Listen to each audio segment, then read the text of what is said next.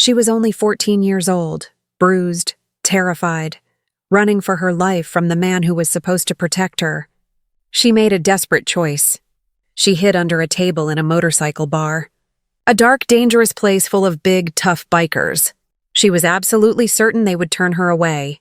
Or worse, what they actually did shocked the entire town. What happened next changed everything. Like and subscribe right now because this story will restore your faith in humanity. This is a story about real heroes, real kindness, real people stepping up when it matters most. This is not just inspiring, it's absolutely life-changing. Don't miss a single second. Subscribe to the channel right now so you never miss stories like this one. Let me tell you about Jasmine Williams. She's 14 years old. She lives in a small town called Riverside, Tennessee. It's a quiet place. The kind of town where everyone knows everyone. The kind of place where secrets hide in plain sight. Jasmine lives with her mother, Lisa, and her stepfather, Marcus Thompson. Marcus is 52 years old. He works as a truck driver. He's gone most of the week, which is probably the only reason Jasmine has survived this long. Marcus is an angry man. He wasn't always angry. Or maybe he was. Jasmine's mother says he was different when they first met. That he was kind. That he was gentle. But something inside him changed. Something broke. Or maybe nothing changed. Maybe he was always like this, and Lisa was just too hopeful to see it. Marcus drinks. Every single night when he comes home from a job, he drinks. He starts with beer. Then he moves to whiskey. By 9 p.m., he's drunk. By 10 p.m., he's looking for someone to hurt. Jasmine's mother is usually his target. He yells at her. He calls her names that should never be said to another human being. Sometimes he hits her. Jasmine has seen the bruises. She's heard her mother cry, but Jasmine is not safe either. Marcus has started turning his attention toward Jasmine more and more. He calls her names. He tells her she's useless. He tells her she's a burden. He tells her that her real father must have been a terrible man because she's turning into a terrible woman. Last month, he hit her. Across the face. Because she forgot to take the trash out. The mark lasted 2 weeks. Jasmine told her friends at school that she fell. They didn't believe her. They knew better. Jasmine's mother apologized. She said, "I'm sorry, sweetheart. He was just having a bad day." A bad day? This had been going on for 3 years. 3 years of bad days. Jasmine started thinking about running away. She looked at bus schedules. She saved money. She tried to plan. But she was 14. Where would she go? Who would help her? She felt trapped, like a bird in a cage with no way out. This particular Tuesday starts like every other Tuesday. Marcus comes home around 5 p.m. He's tired. He's irritable. He's already drunk. He walks into the house and looks around. He sees Jasmine sitting at the kitchen table doing homework. "Why are you sitting there?" he asks. His voice is already angry. This is the tone he uses when he's about to start something. "I'm doing my homework," Jasmine says quietly. She's learned to make herself small. To speak in a whisper, to not draw attention. "You're in the way," Marcus says. He's looking for a reason. Any reason. "Move!" Jasmine stands up and moves to the living room. She sits on the couch. "Not there," Marcus shouts. "You're blocking the TV." Jasmine moves to the corner of the room. She sits on the floor. Marcus sits down and turns on the TV. He's watching a football game. He's drinking a beer. For maybe 10 minutes, it's quiet. Jasmine thinks maybe tonight will be okay. Then the game doesn't go the way Marcus wanted. The team he's betting on fumbles the ball. "Stupid!" he yells. He throws his beer bottle across the room. It shatters against the wall near where Jasmine is sitting. Beer and glass spray across the floor. Jasmine flinches. "Clean that up," Marcus says. He's looking at Jasmine now. Really looking at her. "And get me another beer while you're at it." Jasmine stands up quickly. Too quickly. She's nervous now. She knows what's coming. She cleans up the glass. She gets him another beer. She puts it on the table next to him. "You know what your problem is?" Marcus says. He's not looking at the TV anymore. He's looking at Jasmine. "You're too sensitive. You're weak. That's why your real dad didn't want to be around. That's why he left. Because you're not worth staying for. Jasmine feels tears coming. She tries to hold them back. But she can't. Oh, now you're crying? Marcus stands up. He walks toward her. Crying won't help you. Crying just shows how weak you are. He grabs her arm. His fingers dig into her skin. His grip is so tight that Jasmine thinks the bone might break. Please let go, Jasmine says. Her voice is shaking. You're hurting me. I don't care, Marcus says. You deserve this. You deserve worse. He raises his hand. He's going to hit her. She can see it in his eyes. He's going to hit her. Jasmine pulls away. She pulls so hard that she falls forward. She catches herself on the coffee table. She looks at Marcus. She sees the rage in his face, and then she runs. She doesn't grab her phone. She doesn't grab her wallet. She doesn't grab anything. She just runs toward the door. Get back here, Marcus shouts. He's chasing her now. Jasmine opens the front door and runs out into the street. It's getting dark outside. The sun is setting. She runs down the sidewalk. She runs as fast as her 14-year-old legs can carry her. She can hear Marcus behind her. He's shouting, I'm going to find you. You're going to regret this. But Jasmine doesn't stop. She runs past the neighborhood. She runs past houses she knows. She runs until she comes to a part of town she doesn't usually go to. A part of town where the buildings are older, where the streets are less crowded. That's when she sees it. A building with a motorcycle out front. The Iron Horse Tavern. She's never been inside. She's never even considered going inside. It's a biker bar. It's a place for tough men who do tough things. It's the kind of place that mothers warn their daughters about. But it's also a place where Marcus is unlikely to look. At least that's what Jasmine is thinking. And right now she's desperate. She's terrified. She's out of options. She opens the door and steps inside. The bar is dark. It smells like beer and smoke and leather. Jasmine's eyes take a moment to adjust to the darkness. There are about 25 people inside. All men. All dressed in leather jackets covered in patches. All tattooed. All exactly what the news says to be afraid of. Jasmine stands frozen in the doorway. Everyone is looking at her. A 14-year-old black girl in a school uniform standing in a motorcycle bar. She realizes immediately that she's made a mistake. This is the wrong place. She should have gone somewhere else. A police station. A store, a library. Anywhere but here. She's about to turn around and leave when a man with a long gray beard looks at her. He's sitting at a table in the corner with two other men. He's the biggest man in the room. He looks like he could kill someone with one hand. His name is Robert Jackson. He's 58 years old. He's been riding motorcycles for 42 years. He's been coming to the Iron Horse for 20 years. He's a regular. He's respected. He's the kind of man that other men don't cross. Robert looks at Jasmine.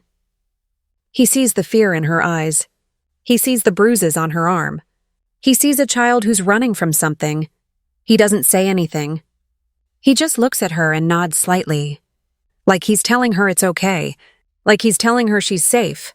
But Jasmine doesn't feel safe. She still feels terrified. She looks around the bar and then she sees it. A dark corner under Robert's table. A space where someone could hide. Without thinking, Jasmine walks quickly across the bar and crawls under Robert's table. She curls herself into a ball. She's shaking. She's holding her breath. She's waiting for something bad to happen. Robert looks down at her under the table. His two friends, Jake and Tony, also look down. They're confused, but they understand immediately. Something is wrong. It's okay, Robert says softly. His voice is deeper than Jasmine expected, but it's kind. You're safe now.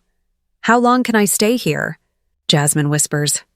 As long as you need to, Robert says. Robert and his friends continue playing cards. They act like nothing has changed. They act like having a 14-year-old girl hiding under their table is completely normal. They're protecting her secret. About 15 minutes later, the door to the bar opens violently. Marcus stands in the doorway. He's disheveled. He's furious. His eyes are scanning the room, looking for Jasmine. The entire bar goes quiet. Everyone can see that this man is angry. Everyone can see that he's looking for someone. Marcus walks to the bar. He grabs the bartender's shirt. Did a young black girl come in here? He demands. 14 years old? School uniform? The bartender, a man named Danny who's worked there for 15 years, looks at Marcus carefully. He doesn't answer immediately. He's studying this man, trying to figure out if he's someone who should get help. Robert stands up from his table. He's 6 feet 2 inches tall. 250 pounds. His arms are covered in tattoos. His beard is long and gray. He looks like exactly what Marcus needs to see right now to back off. "Can I help you with something?" Robert asks. His voice is calm, but there's a firmness to it. A warning. Marcus turns to look at Robert. He realizes he's made a mistake coming here. He realizes he's outnumbered. He realizes that these men are not the kind of men he can intimidate. "I'm looking for my stepdaughter," Marcus says, trying to sound reasonable. "She ran away. I'm worried about her safety." "We haven't seen any girl," Robert says, "and I think you should leave." Marcus opens his mouth like he's going to argue. Then he looks around the bar. There are about 20 bikers now, all standing, all watching him, all ready to help Robert kick him out if needed. Marcus backs away slowly. He puts his hands up like he's surrendering.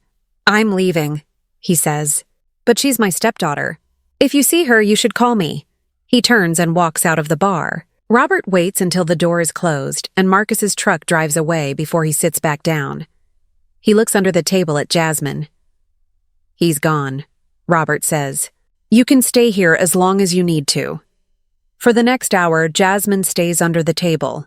She listens to Robert and his friends talk. They talk about their motorcycles. They talk about their families. They talk about life. They don't mention Jasmine. They don't draw attention to her. Finally, when it's clear that Marcus isn't coming back, Robert tells Jasmine she can come out. Jasmine crawls out from under the table. She's shaking still, but she's calmer now. She's safe. For the first time in 3 years, she feels genuinely safe. Robert looks at her carefully. "What's your name?" he asks. "Jasmine," she says quietly. "I'm Robert," he says. "And these are my brothers, Jake and Tony." Jake and Tony smile at Jasmine. A real smile. A smile that says they see her. They believe her. They're going to help her. "You can't go back to that house," Robert says. "It's not a question. It's a statement of fact." "I don't have anywhere else to go," Jasmine says, and then the tears come. For the first time since she started running, she cries. She cries hard. She cries because she's safe. She cries because someone helped her. She cries because she finally feels like someone believes her. Robert puts a hand on her shoulder. "You're going to be okay," he says. "I'm going to make sure of it." Robert walks to the phone and calls 911. Robert tells the police everything. He tells them about Jasmine running into the bar. He tells them about Marcus coming in looking for her. He tells them that he's convinced Marcus has been abusing Jasmine. The police arrive within 10 minutes. 2 officers, a man and a woman. They talk to Jasmine gently. They ask her questions. They take photos of the bruises on her arm where Marcus grabbed her. Jasmine tells them everything. She tells them about the hitting. She tells them about the yelling. She tells them about living in fear for 3 years. The police contact Child Protective Services. They contact the district attorney. They go to Jasmine's house and arrest Marcus. When they search his house, they find a video that Marcus had taken of himself hitting Jasmine 6 months ago. He had recorded it on his phone. He had kept the evidence of his own crime. That video is all the prosecutors need. Marcus is charged with assault and battery on a minor. He's charged with child abuse. He's facing 15 years in prison. Meanwhile, Jasmine is taken to a temporary shelter. The Iron Horse Tavern bikers stay involved. They visit her. They bring her things she needs. They make sure she knows she's not alone. Robert, in particular, becomes important to Jasmine. He visits her regularly. He tells her about his own daughter, who is now 32 years old and is a doctor. He tells her about how his daughter was hurt by someone when she was young. He tells her how a stranger helped his daughter, and how he spent his whole life waiting for a chance to help someone the way that stranger helped his daughter. "I think you're that someone," Robert tells Jasmine. Jasmine's mother eventually admits the truth. She admits that she knew about the abuse. She admits that she didn't do enough to stop it. She goes to therapy. She starts healing. But Jasmine cannot go back to live with her mother. Not yet. Maybe not ever. The court places Jasmine with a foster family. A family named the Hendersons. They have 2 teenage children already. They know how to work with kids who have been hurt. Robert stays in contact with Jasmine. He becomes like a grandfather figure. He teaches her to ride a motorcycle on a small dirt bike. He teaches her how to be strong. He teaches her that there are good people in the world. Jasmine finishes high school. She gets a scholarship to college. She studies social work. She graduates with honors.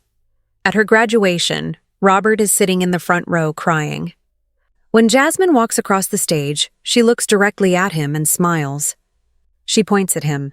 Everyone knows that this man is important to her. Everyone knows that he's the reason she made it. After college, Jasmine becomes a social worker. She specializes in helping abused children. She works with the foster care system. She helps kids who are in situations just like the one she was in. She tells her story everywhere she goes. In schools, in community centers, on social media. She tells it because she wants other kids to know that they're not alone. She wants them to know that there are good people who will help them. She wants them to know that they can survive. They can heal. They can have a better life. She tells her story to change the world, one kid at a time. Now let me tell you what this story teaches us about life. First, never judge people by how they look. Robert looked dangerous.